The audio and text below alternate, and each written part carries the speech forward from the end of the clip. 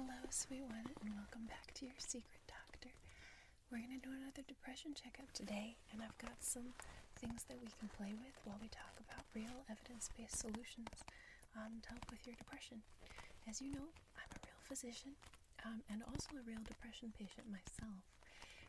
And having been through almost every single kind of therapy there is, I have personal experience as well as the evidence-based medical experience that I've used to treat my own patients.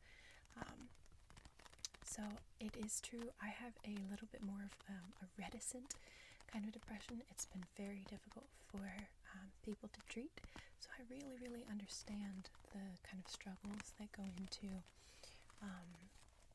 the patient side of it, because I've had maybe, I don't know, 8 to 10 different professionals who couldn't really find a solution. So as somebody who's very much been there, I can share with you things. I don't share with you things that have just worked for me, because it's evidence-based is important to me. So what I try to share with you is things that have evidence behind them and things that have been used and that work in studies, basically randomized controlled trials. If you've seen any of my videos, you know evidence-based medicine is very important to me, and so I spend a lot of time. Is that distracting you? I also have an ADHD series, my dear. There you go, that's better, isn't it? Okay. So this is a thing that I do. I'm sure you've seen the other ones. And one more thing about me, and then we'll talk about you. It's important that, here in this secret place, you and I can talk about whatever we want, but out there in your dimension, we have never met, right? So I'm a real physician, but this is not a place where I can say that you and I have met and I can give you medical advice for treatment or diagnosis of a disease.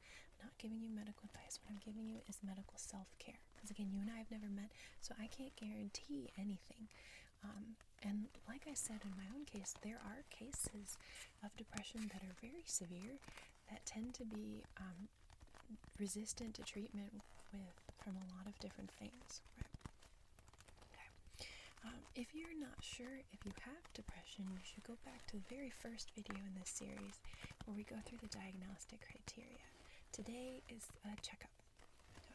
And then the last video was like kind of the questionnaire that I do with my patients every visit. And today's, like I said, checkup time. That was a lot of talking from me, huh? How are you? Alright. Yeah, let me listen to your heart and lungs. Then we'll get into some of the nitty-gritty evidence-based talky-talk stuff. As you know, a lot of the handouts I share with you are CBT. Have you been using them from the other visits? Oh, are you okay? Alright, let's take a listen.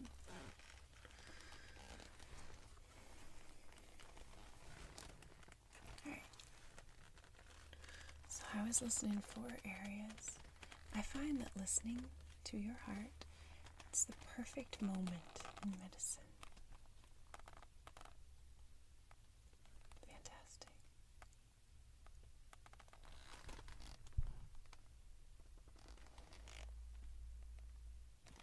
Alright, and deep breath right here.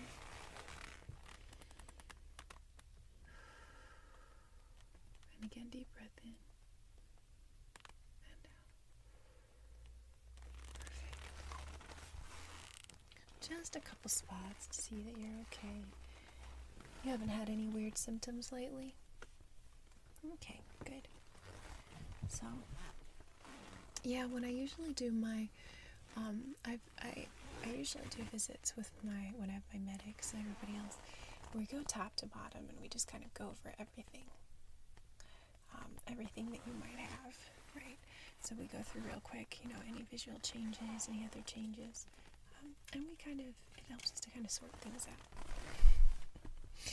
Alright. Your heart sounds good. Your rate is not too fast. No weird rhythms. I always listen even if it's not a cardiac visit. Usually listen, or at least try to touch the patient, because you can tell a lot about someone's overall health by this is going to sound weird, but the quality of their skin and their fascia and their tension I do a lot of OMT, and I've had patients where like they had this back pain that just wouldn't go away. In particular time I had this one guy, he had this back pain and I couldn't quite fix it, and I just noticed this weird tension, so I started asking. I was like, you have alcohol use situation or anything else going on in your life? I asked specifically about like discouragement, depression stuff. Turned out he was quite depressed because of his alcohol use. And his back was bearing that. He was having this back pain that wouldn't go away, and you could sense it. You could sense that it was related, and this may sound kind of weird and mumbo-jumbo-y, but basically the evidence for this is that we understand that neurotransmitters that cross the blood-brain barrier also affect your muscles and the tension in your muscles. So there's a lot of, like, we're taught in medical school now that depression is a cause for back pain in a lot of people. The field of pain medicine is very much going towards the pain psychology route. Got something in your eye, sweet one? There you go. Alright, so tell me a little bit more about how you're doing. Any desire to hurt yourself or others today? No? Good. How about, how depressed have you been over the past week? Have you been feeling more depressed than normal recently? I know this is neat to watch. Look, it's gonna bubble heat. Okay. So over the past 2 weeks, have you felt more than half the time discouraged like that? How about your interest in doing things? Okay. Alright, any anxiety? Alright. Now, when I'm talking about anxiety, I'm asking you all areas of your life. Do you have anxiety about more than one area, or is it just one thing that's kind of bothering you? I see. Okay. Yep, this is the heat from my hands that's causing this to boil. Isn't that neat? Yes, I'm very hot. It's very warm in here, especially with the leather jacket.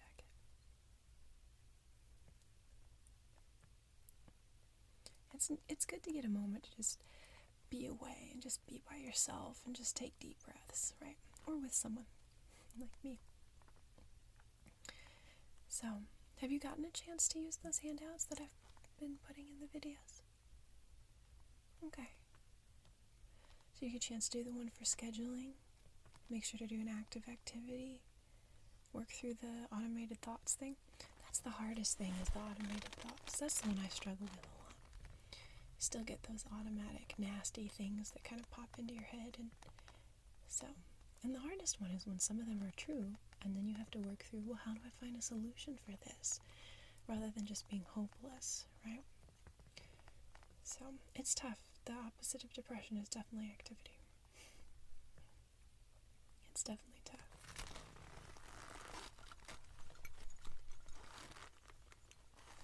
This makes a neat sound.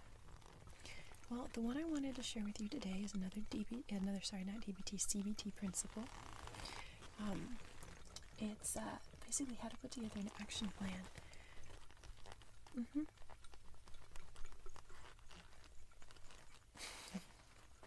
I know, it's a very silly visit. We have a couple of our weird triggers along with a little bit of evidence-based care. Now, if you remember, CBT, cognitive behavioral therapy, works by examining how your thoughts influence your emotions, which influence your behaviors. That's why it's called behavioral therapy. And then how those behaviors in turn can give you feedback so that you think a certain, basically they can also trigger those same emotions, and you create this feedback loop. And that's a big part of depression, is dealing with what's real, what's true. That's not to say that somebody who's depressed is out of touch with reality. That's not true. In fact, I've been discriminated against before, where somebody thought that because I was depressed, therefore I was no longer trustworthy. Like I somehow lost my medical knowledge because I have had depression. because they don't understand the diagnostic criteria. Psychosis is a different thing than depression. Psychosis is where you start to hallucinate, and that's different again from illusions and delusions. So I'll tell you a little bit about both of those so you can kind of understand what kind of stuff to bring up to your own provider. A hallucination is when you have a sensory disturbance without stimuli based on something that's not there. So like if I start to hear the television turn on and tell me I should go eat my neighbor, that's an extreme example. That would be a hallucination because the television in actuality did not turn on and tell me to eat my neighbor. Hopefully, at least not in the reality that I live in. So the other, I love this candy little bubble wrap. Are we going to pop bubbles together? Ooh, that's loud.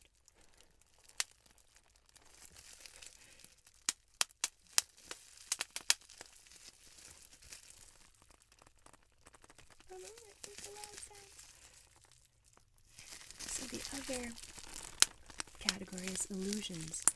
Illusions are based on a real stimuli for which you draw an incorrect conclusion, right?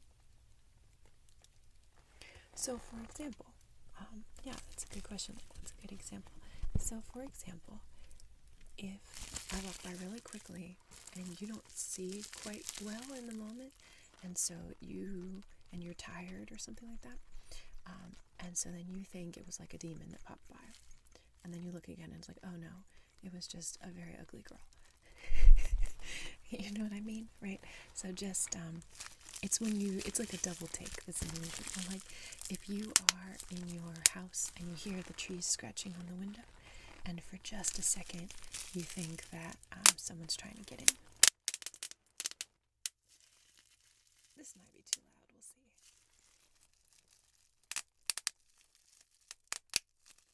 It sounds like gunshots. We're gonna stop with this.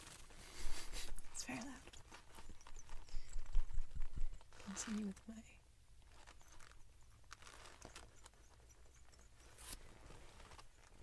it's very tinkly sounding. I don't know if you're hearing it. So that's an illusion. Okay?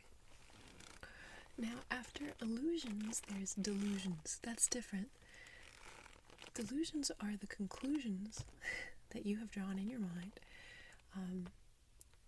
And they could be because of or completely without stimuli. Delusions is like if you begin to believe that I am out to eat you, and that is my goal. That would be a paranoid delusion. There are many kinds of delusions, right?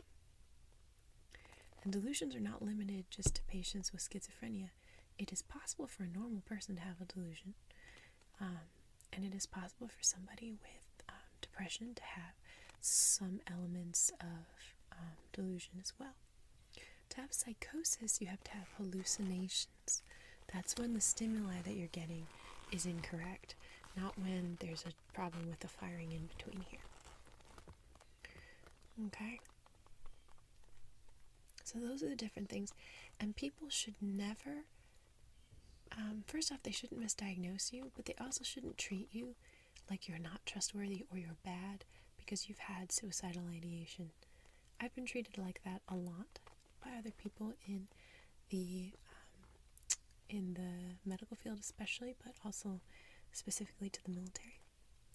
And it's really unfair, and it ends up hurting our productivity as a whole, because that's not how depression works. And it's the same, the safety issue, the same. Just because someone has suicidal ideation doesn't mean you should be afraid of them. It doesn't mean they have homicidal ideation. The two are very separate and distinct. Right? And every visit, someone should ask you if you have suicidal ideation or homicidal ideation, or they should put it on a piece of paper and have you ask there, because it's important to check. Let's see if it works the other way. Does it go back? It does work the other way. Look at that. Isn't that neat? It's like a little lab equipment. There's a metaphor in here. Some of us have very low boiling points, like this isn't water in here, it's some kind of alcohol. And so the heat from any situation outside can cause us to become all bubbly. So what's the solution? Well, one solution could be to be away from the heat, but then people like me who like to have adventures and stuff like that will be screwed because we want to be near the heat. So then the solution is we could have a thicker glass, but then we won't be able to feel the world around us the same way. So then the question comes down to changing the boiling point of the liquid within. And so what chemical reactions do you and I need to do inside ourselves to alter our boiling point? I think it's a question. And that goes more towards people with personality disorders. Those of us who have been accused of or diagnosed with a personality disorder, I think fit this bill. But I think any mental illness kind of fits the metaphor I just described. That something just needs to be changed a little bit. And it's not something someone outside can do to us. And it's not to say that we're inferior to anybody else. Because some people have very, very thick glass and therefore they're jerks. Some people don't boil at all, and it's a bad thing because they don't care about the people around us. They don't. They have really thick glass, or they just stay away from the high pressure, high temperature situations. So they think that they have great coping skills, but then the reality is they've never had to deal with what we've had to deal with. Right? You know, I have people telling me like, oh, you just need better coping skills. Hey, when did your little brother die, and how many dead babies have you held in your hands? It shouldn't be a competition like that, but people make it into one. It's unfortunate. It sucks. Tell me about all these ways that you've been messed with because of your mental illness.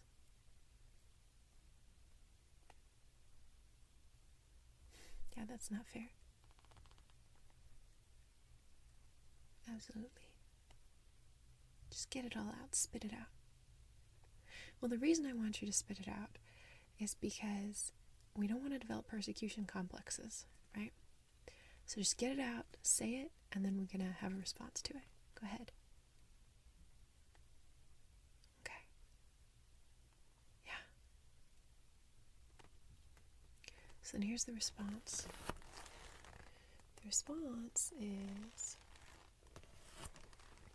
instead of letting those people win by letting them make us angry and frustrated all the time, because then they win, right? Because they don't care if it doesn't hurt their feelings if we're angry or hurt by it.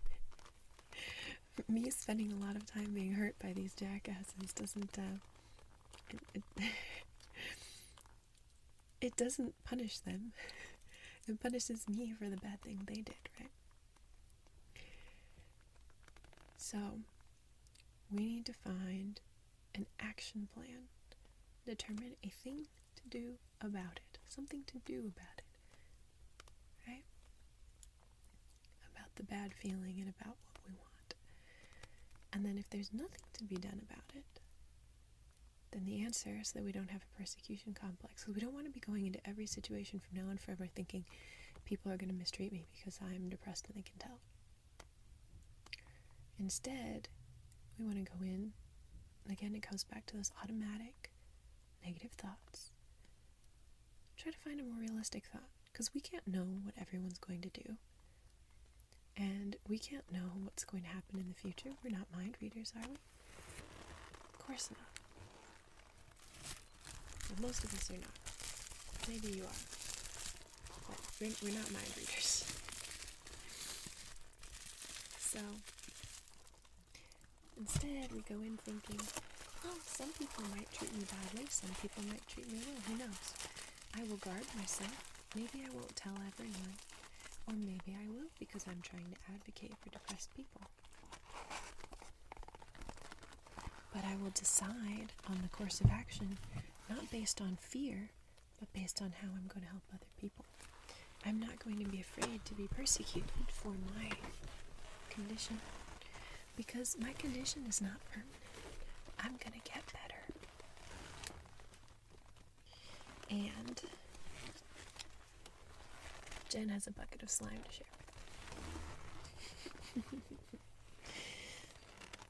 If I can open it. So, that's just one example of a way to push back on the thought, because you don't know for sure. Now, what if you did know? What if some of the thoughts that are going through your head are not delusions, and they're not automatically wrong negative thoughts? What if they're true? So then what do you do about that? And that is where an action plan comes into play. So, here's an example of an action plan.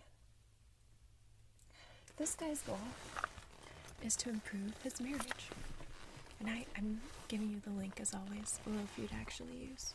His goal is to improve his marriage.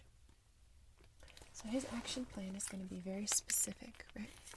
He's going to do 5 positive things for Judy per day, such as kissing, a compliment, helping her out, smiling at her, massaging her neck, listening to her complaints without anger, calling from the office to say I love you, and bringing her coffee. Wow, he's got a big list. Pardon me, I'm going to punch this because it's difficult to open.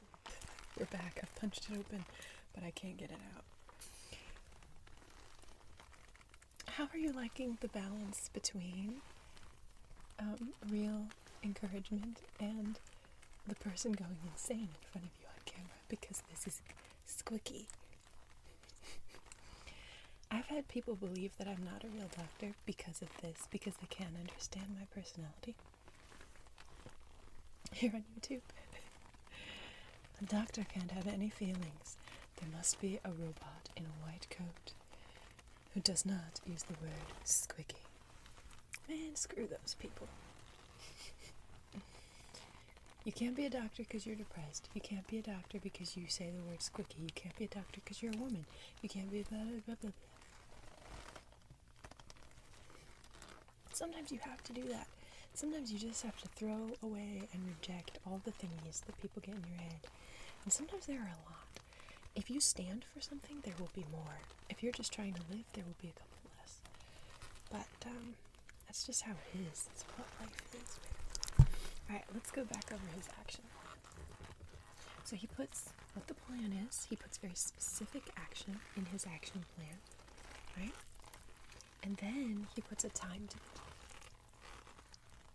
And his time is going to be today, 10:06, when I get home, and every morning at 7:30 a.m. So every morning at 7 a.m., 7:30 a.m., he's going to maybe get her coffee or something else. Right?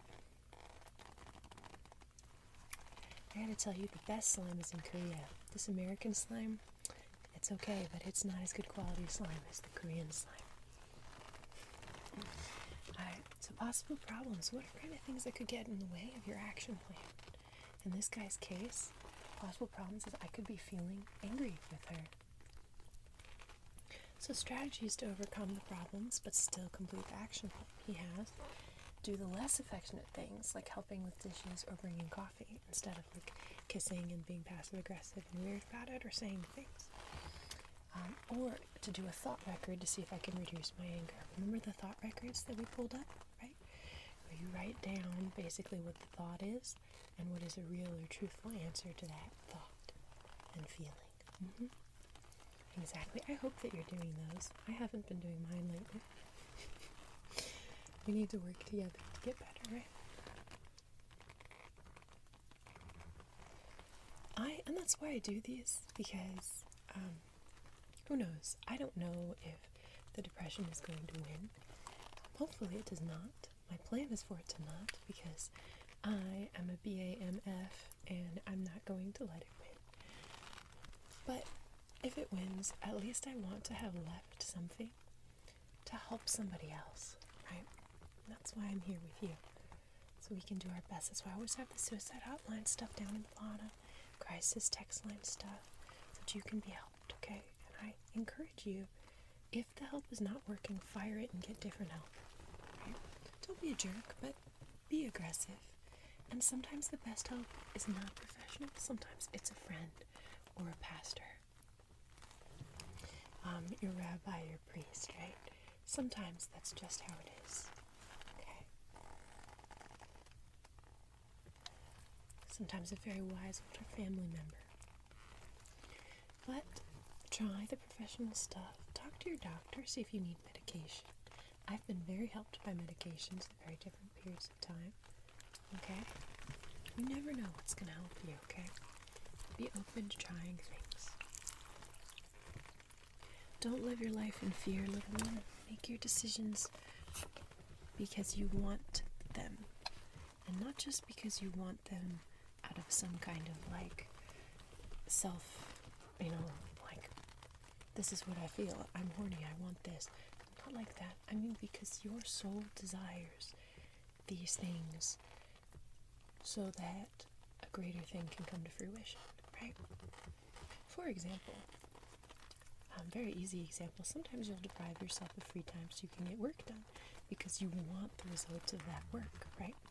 That's what I mean by wanting. I mean the deeper, inner self, including your frontal cortex. I'm saying involve your frontal cortex in your decisions. Don't make them all based on your amygdala. Your amygdala is useful. It is the part of your brain that helps you to be angry, that helps you to want sex, and that helps you to be hungry. So if you have an amygdala dysfunction, you'll have upregulation in those things, right? So your amygdala is very useful and important for your human existence, but get your frontal cortex involved, your dreams, your plans, the ways that you want to make the world bigger and leave a legacy, those kind of things. And when you're really down, write down your goals and dreams again. Write them down, remember them, repeat them to yourself. This is why people are told to memorize scripture, right? Because it's reminding them of what's important to them, reminding them what they care about, right? Do that for yourself. Am I flicking you off? You'll never know. Do that for yourself, okay? Sing them to yourself. So, and for the smaller things, make action plans on how to achieve those personal goals, right? And that helps because, again, the opposite of depression is action. That's right. All right. So, he came up with an action plan. It was very specific. It was what we call a SMART goal. SMART goals, they are measurable, achievable, realistic, and they're time-based, okay? And there's an S. I challenge you for homework to look up what the S is for SMART goals, okay? So you make that goal, you make the action plan, and then you do the time to begin, possible problems, strategies to overcome that problem, right? And then here, your progress report. So he enlisted here every day. He read on 10:6, he did 6 positives a night, he felt good. On 10:7, he did 5, and his wife hugged him for helping her out. On 10:8, he felt angry, but he did 3 anyway, and felt like it helped. Okay? And there's another example in there too you can look over. So make one like that for yourself. Okay, for your next goal, especially if you have a particular behavior you'd like to change. Okay? Make an action plan to help solve the problems you've got going on. And if you need help, enlist that help, okay? I know, sometimes it feels like there is no good help and you can feel alone. You're not alone. You're not alone, little one. Sometimes you just have to find the right forum. You haven't found the right forum yet.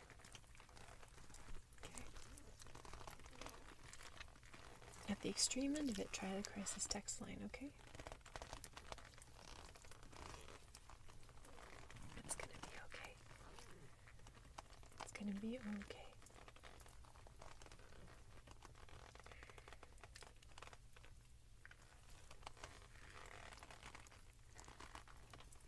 There is a passage for people of my persuasion It says, all things work together for good, for them that love Hashem,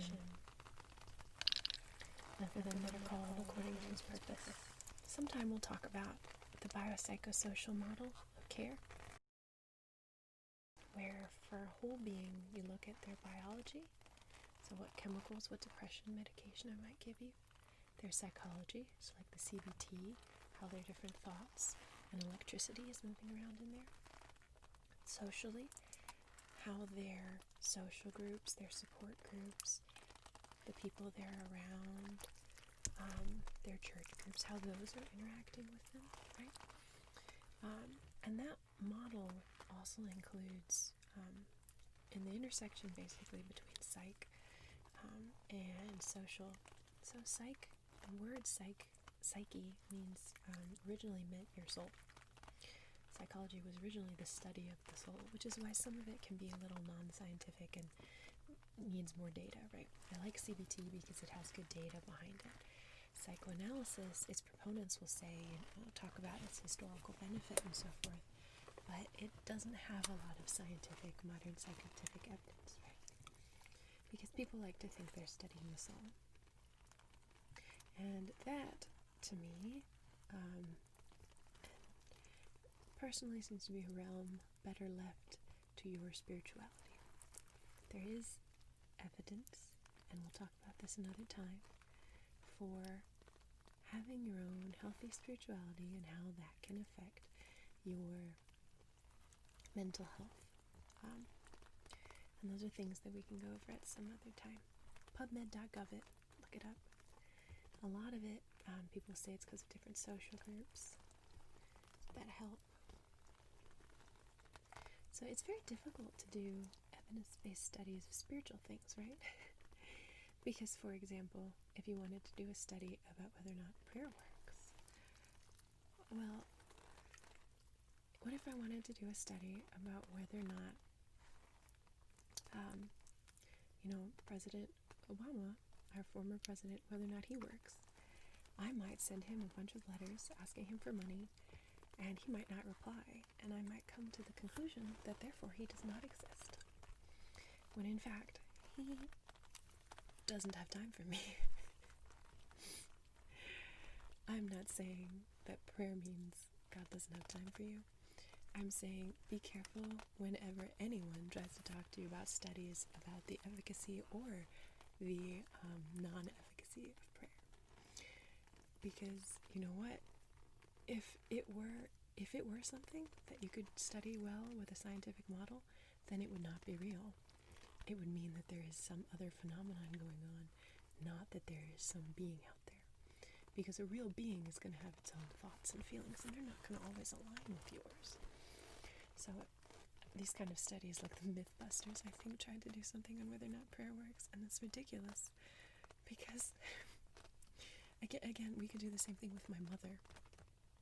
I might ask my mother to do various things. Some of them she might say yes, and some of them she might say no, because they don't align with her values. As a little one, I might have asked her why I can't put my hand on the stove, and she would explain to me why not, and maybe I wouldn't understand because I would have the brain of a 4-year-old, and I would say, I still want to put my hand on the stove, let me.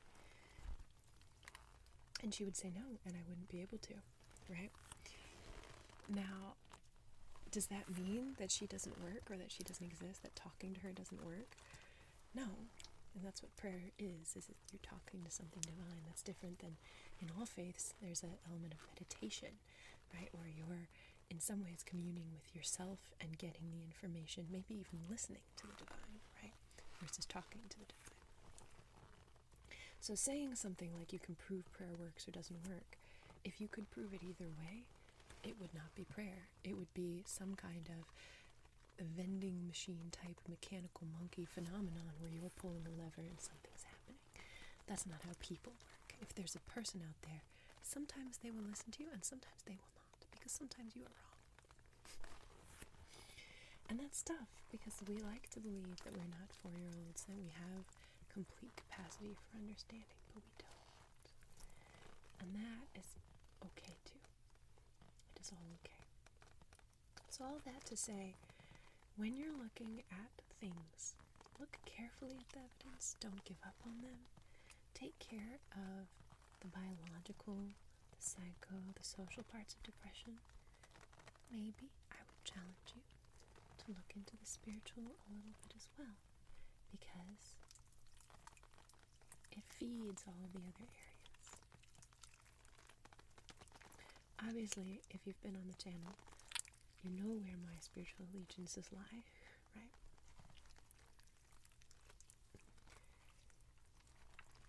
I love the Shema. The Shema goes like this, so that you don't have to be afraid of me, because you know where my spiritual allegiances lie. I don't want you to be afraid, because sometimes people are, when they know somebody is something, it's like, oh, if you're Muslim, you must think this. If you're Christian, you must be this way. If you're Jewish, you must be this way, right? They think things about you, and it's the same with the mental health, that they make assumptions that are not necessarily true, and sometimes they respond in fear. So I don't want you to respond in fear just because I happen to be a person of persuasion saying a thing. I want you to know that you are loved, and it is okay, and you are safe with me and the blue goop. The Shema goes like this. It goes, Shema Yisrael Adonai Eloheinu Adonai Echad. Ahavta et Adonai Eloheinu v'chol nafshecha v'ahavta et Adonai Eloheinu v'chol moedecha v'ahavta et Adonai Eloheinu v'chol levavcha. And the second one is like it. Love your neighbor as yourself. So, love covers a lot of things. And I hope that from these little depression talks, right, the benefit of us not being in a physical doctor visit is that you and I can talk about weird things. We can play with slime. And we can talk about love. About loving strangers. About the fact that we're all connected as a family, genetically. You and I, somewhere in the past, have a common ancestor somewhere. And that's wonderful. And so I hope that knowing those things and hearing me talk about these things, even if they can be a little strange and controversial, help you know you're not alone. So you can take these evidence-based things that I give you. This is from the CBT workbook. It's actually from Experiments and Action Plans. It's from a workbook that I stole from a psychologist.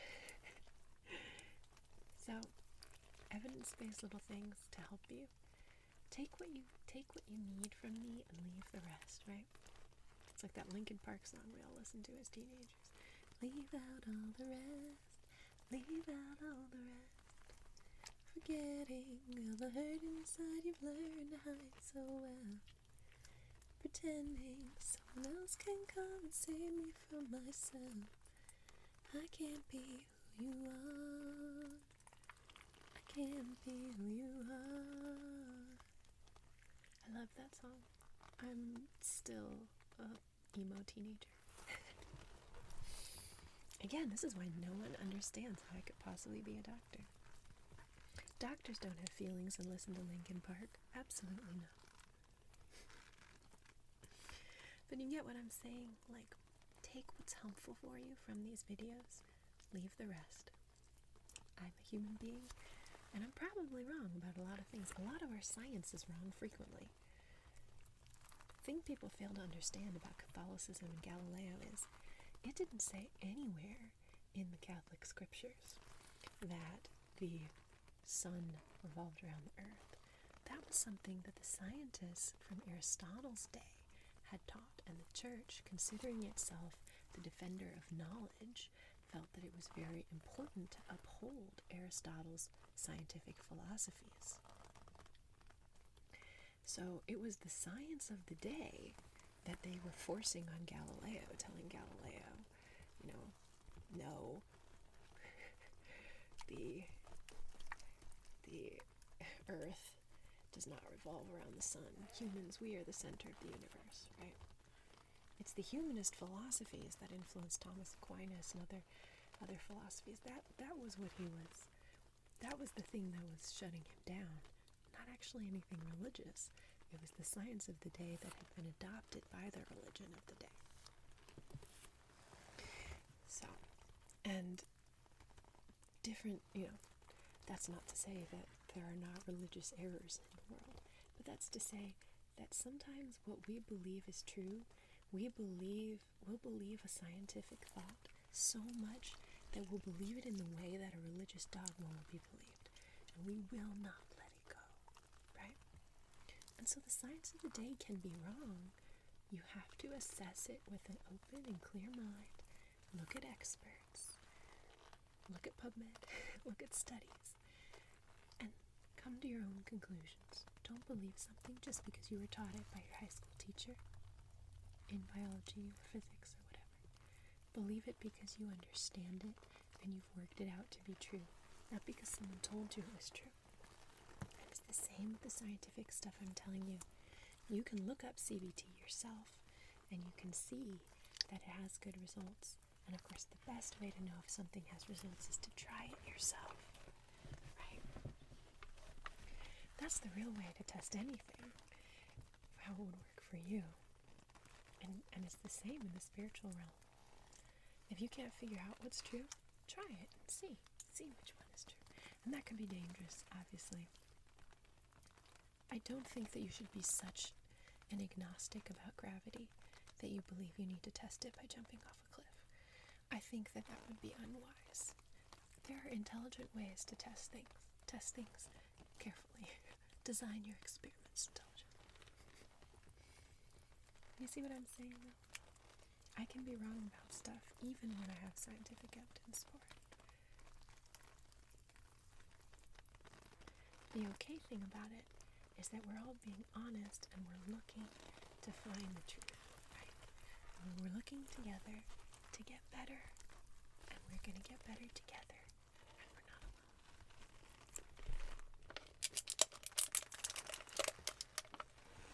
All right, sweet one.